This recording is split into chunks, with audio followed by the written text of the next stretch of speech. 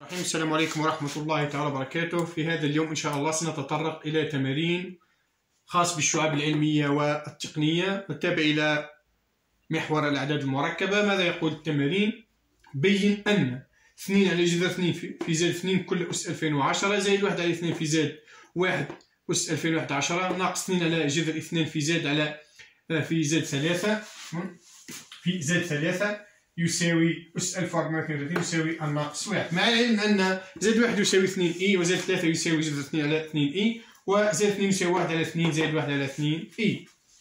إذن أول شيء نتطرق إلى حساب زائد 1 وزائد 2. إذن لدينا أنه زائد 1 ماذا يساوي؟ أو زائد 2 ماذا يساوي؟ يساوي 1 على 2 زائد 1 على 2 في الإي. إذن طويل زائد 2 ماذا يساوي؟ يساوي الجذر التربيعي ل1 على 2 الكل أس 2 زائد 1 على 2 الكل أس 2 ويساوي جذر 2 على 2. تصبح كوس ثيتا يساوي إكس على إر. هذا إكس كم؟ 1 على 2 على جذر 2 على 2 تذهب 2 مع 2 تصبح جذر 2 على 2. بنفس الطريقة سينوس ثيتا ماذا يساوي؟ إيكغيك على إير بطبيعة الحال. إذن تصبح يساوي أنه 1 على 2 على جذر 2 على 2 تذهب 2 على 2 تساوي جذر 2 على 2. ما هي الزاوية التي كوسينوس وسينوس ثيتا يساوي جذر 2 على 2؟ بطبيعة الحال هي بي على 4. إذن تصبح أنه زائد 2 ماذا يساوي؟ الطويلة جذر 2 على 2 في أسية بي على 4 في الإي. هذا زائد 2. نأتي الآن إلى الزائد 1. إذن زائد 1 ماذا يساوي؟ زائد 1 يساوي 2 إي. أي عدد مضروب في التخيل والحقيقة بصفر الطويلة تاعو هي بي على 2. الزاوية الثيتا تاعو تساوي بي على 2. تصبح أنه زائد 1 الطويلة ماذا يساوي؟ يساوي 2 الكل مربع ويساوي 2 جذر 4 يساوي 2. إذن كوس ثيتا ماذا يساوي؟ إكس هي بصفر وسينوس ثيتا يساوي 2 على 2. حنا قلنا إيكغيك على 2 على 2 تصبح 1. الزاوية تاع سينوس ثيتا تساوي 1 هي بي على 2. إذن تصبح أنه زائد 3 أو زائد 1 يساوي 2 في أسية بي على 2 في الإي. جيد. نأتي الآن إلى زائد 3. زائد 3 ماذا يساوي؟ يساوي جذر 2 على 2 في الإي. بنفس الطريقة إلى الزائد 1 تصبح أنه طويل زائد 3 يساوي جذر 2 على 2. لماذا؟ لأنه طويلة زائد 3 يساوي الجذر التربيعي إكس مربع هي جذر 2 على كل مربع. يذهب التربيع مع الجذر تصبح جذر 2 على 2. جيد. ما هي الزاوية؟ نحسب الزاوية أنه كوسينوس ثيتا ماذا يساوي؟ إكس كم؟ صفر على جذر التربيع هو صفر. نأتي إلى سينوس ثيتا جذر 2 على 2 على جذر 2 على 2 ويساوي 1. إذن الزاوية بي على 2. إذن تصبح أنه زائد 3 يساوي جذر 2 على 2 في أسية بي على 2 في الإي. هذا الشكل الأسي. تطرقت إلى الشكل الأسي لأجد أنه بسهولة حساب الزائد 2 ضرب 2 على جذر 2 كل أس 2010 وبنفس الطريقة زائد 1 وبنفس الطريقة زائد 3.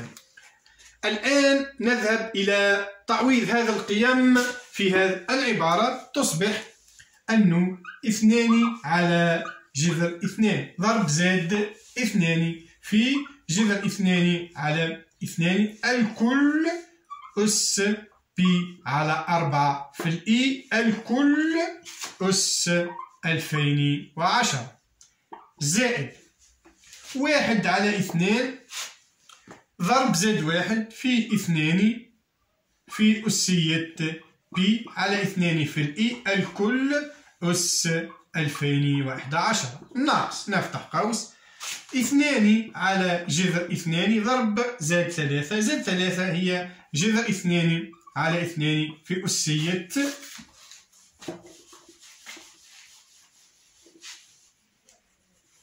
في الكل في أسية الزاوية كم؟ زائد 3 زائد 3 في أسية بي على 2 في الإي الكل أس 1432. جيد. الآن نبسط، هل هذه العبارة تساوي الناقص 1 أم لا؟ ممتاز.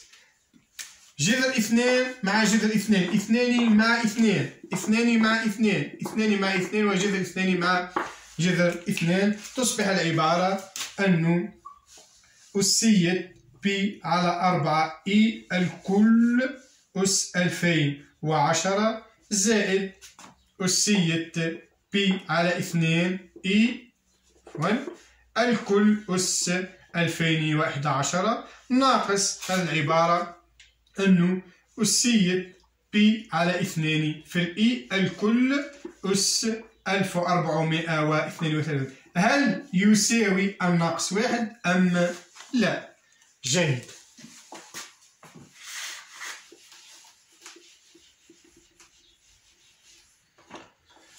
من خواص الأس، احنا قليل أنه من خواص الأس أنه أسية أ الكل أس بي يساوي أسية أ في البي. هذه الخاصية راح نطبقها في هذا المعادلة. تصبح كالآتي: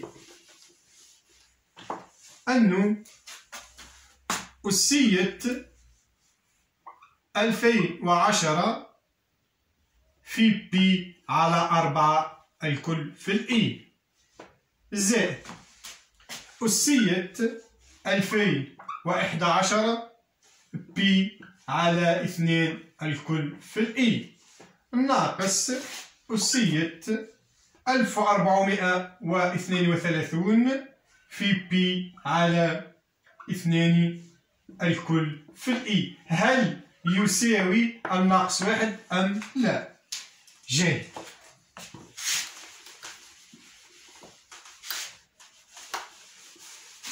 إذن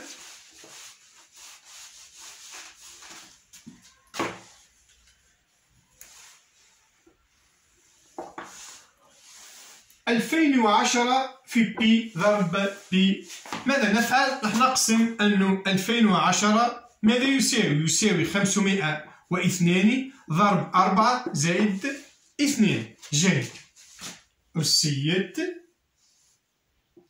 502 ضرب 4 زائد 2 الكل في بي على 4 في الإي. جيد. زائد 2011 تساوي 2011 تساوي 1005 زائد الواحد. راح نتطرق إلى الحساب بالآلة الحاسبة. كم تساوي 2011؟ إذن نأتي إلى العملية الحسابية.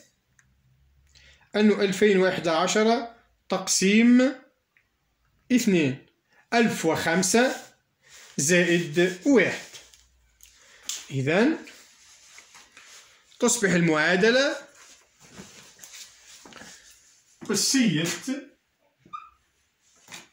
2 في 1005 زائد 1 في بي على 2 ناقص أسية 1432 تقسيم 2.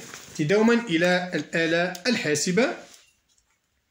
1432 تقسيم 2 716. إذن 716 إي في البي. هل يساوي الناقص 1 أم لا؟ جيد. إذا في هذه الحالة راح ننشر تصبح المعادلة أنه أسية 4 تذهب مع 4 أنه 502 بي زائد بي على 2 أنه 2 تقسيم 4 تساوي 1 على 2 الكل في الإي زائد أسية 2 تروح مع 2 تصبح 1005 بي زائد بي على 2 جيد ناقص أسية 716 في الإي هل يساوي الناقص 1 أم لا؟ جيد تحصلنا على أن أسية 502 بي زائد بي على 2 مضروبة في الإي زائد أسية 1005 بي زائد بي على 2 دوما هذه في الإي ناقص أسية 716 في الإي هل يساوي ناقص 1 أم لا؟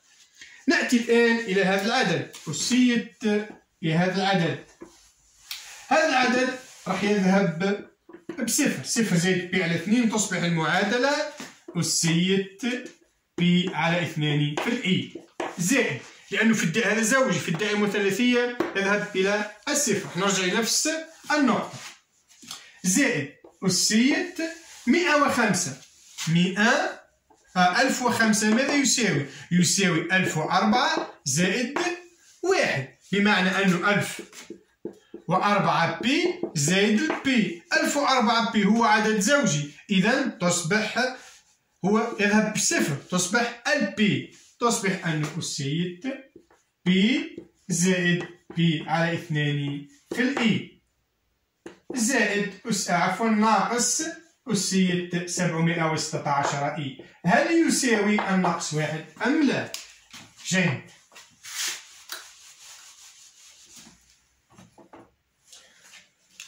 تحصلنا على العبارة الأخيرة أن أسية بي على 2 في الإي زائد أسية نبسط هذه العبارة أنه 2 بي تصبح بي 3 بي على 2 في الإي ناقص أسية 716 في الإي هل يساوي الناقص 1 أم لا؟ جيد أسية بي على 2 الآن نذهب إلى الشكل المثلث أو لتبسيط أكثر تصبح المعادلة أن أسية بي على 2 في الإي زائد أسية 3 بي على 2 في الإي ناقص هذه المعادلة أو هذا الأس راهو عدد زوجي يذهب إلى صفر تصبح أن أسية 0 في الإي 0 في الإي ماذا يساوي؟ يساوي الواحد جيد تصبح المعادلة أن أسية بي على 2 في الإي زائد أسية 3 بي على 2 في الإي ناقص أسية 0 هو الواحد هل يساوي الناقص 1 أم لا؟ جيد التحويل إلى الشكل المثلثي يصبح الشكل المثلثي كالآتي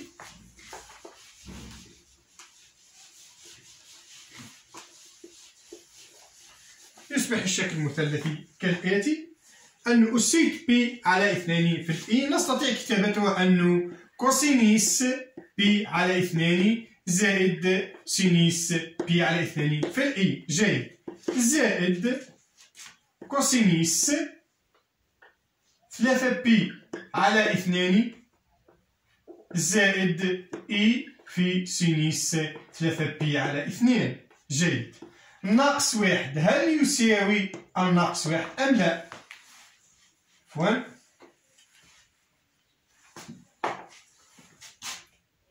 ناقص 1 هل يساوي الناقص 1 أم لا؟